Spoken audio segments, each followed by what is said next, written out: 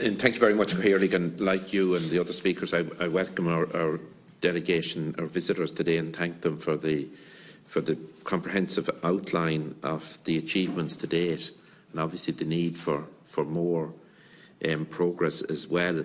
It's welcome that in the Good Friday Agreement it referred to facilitate and encourage integrated education, and of course all of us would like if there was more progress made.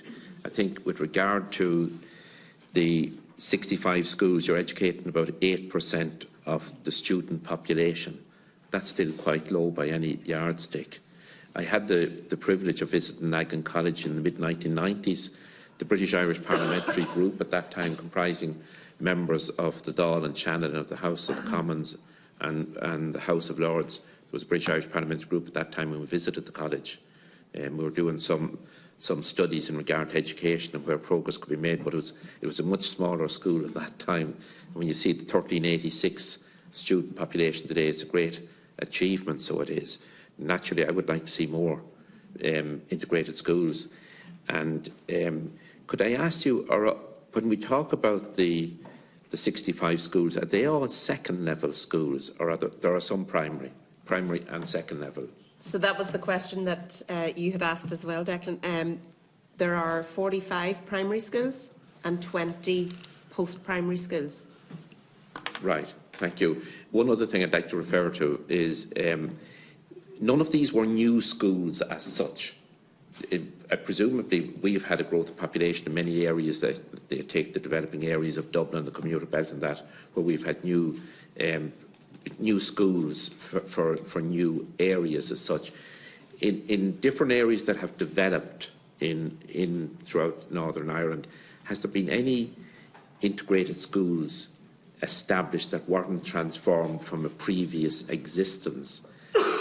We have the opportunity here at second level. There's a plebiscite held among parents in regard to the type of second level schools they wish, whether it be community, whether it be an education and training board school or a voluntary secondary school as well. You might just let me know what position, if new second level school is deemed necessary in X area, who has the opportunity to contribute to the decision making in regard what type of second level school it will be. Could you also give me an outline? Oftentimes, and I gathered it from meeting different groups in Northern Ireland myself, is that it was often in the higher socio-economic areas, the areas where it's a terrible phrase, but the more affluent areas at time had a bigger presence of integrated education than the areas where people were on lower incomes. Now, that was suggested to me, and I'd just like to have your views. Is there a good spread in regard to the measurement, the socio-economic measurement? And I know that's not the measurement we would all like, but it's there.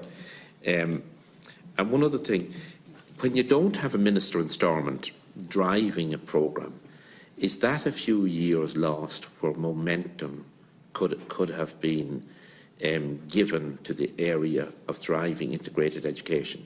We all know that the budgets are under particular control, and do civil servants, as the departments are administered by at the present time, are they in a position to make decisions in regard to, if a school applies to change its status to an integrated school? Do they have the authority in the present administrative arrangements to make such decisions? And I know that there were very worthy proposals for a major campus in Omagh, and presumably there were, in that particular campus, there were plans for integrated schools at primary and second level, and my understanding is that project hasn't proceeded at anything like the pace we would like to see it. So you might come back to me on those questions when you have an opportunity. Okay.